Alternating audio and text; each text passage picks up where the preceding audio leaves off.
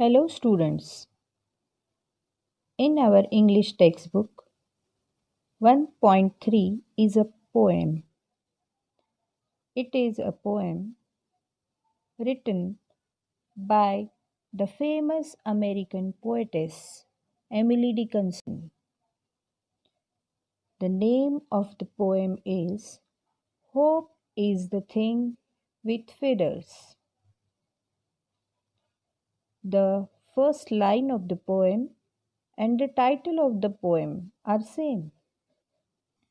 And in the beginning of the poem, the poetess refers to the hope as a bird, and the central idea of the poem is the role played by hope in our lives. According to poetess, hope, the little bird that nests in our soul, keeps us going even in the most difficult of times and demands nothing in return.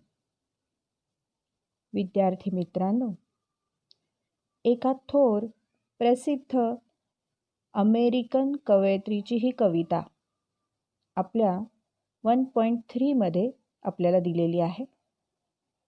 Hope is the thing with feathers असं या कवितेचं title आहे आणि कवितेची first line सुद्धा तीच आहे.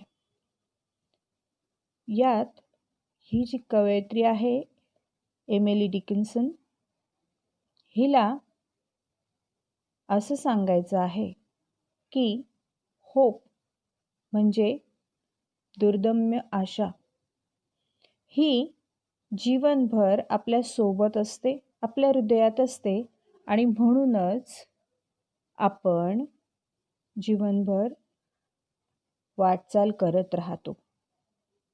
या आशेला, आशा ही जी मनातली भावना असते तिला कवयित्रीने एका पक्ष्याची उपमा दिलेली आहे.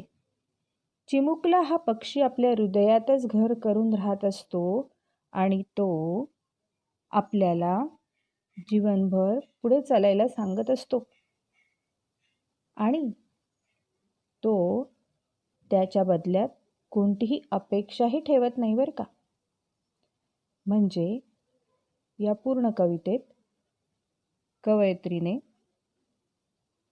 काय केलं आहे तर हा आशा जी आहे आपल्या मनातली ही कशी आहे, ही कशी आपल्याला साथ देते याचं वर्णन केलेलं आहे आणि तेही एका पक्ष्याचं उदाहरण देऊन. विद्यार्थी मित्रांनो, hope is the thing with feathers या कवितेत कवयित्रीने प्रत्येकाच्या मनातल्या आशेच्या भावनेला एका चिमुकल्या अशा पाखराचं अनोखी अशी उपमा दिलेली आहे आणि यालाच पर्सॉनिफिकेशन असं इंग्रजीमध्ये म्हटलं जातं.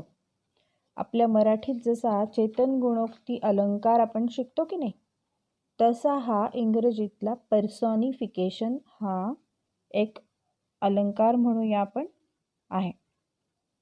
याच्यात काय झालेलं आहे तर ही जी एक आपली भावना आहे ही काही सजीव वस्तू नाही आहे, दिसत नाही आहे, परंतु तिचा उल्लेख कवयित्रीने एक सजीव पक्षी, सजीव प्राणी असा करून कवितेत त्याचा वापर केलेला आहे.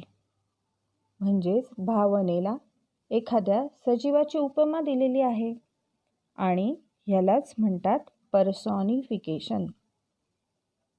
पर्सॉनिफिकेशनमध्ये काय असतं तर एखाद्या सजीवाची उपमा ही निर्जीव वस्तू, कल्पना, भावना यांना दिलेली असते.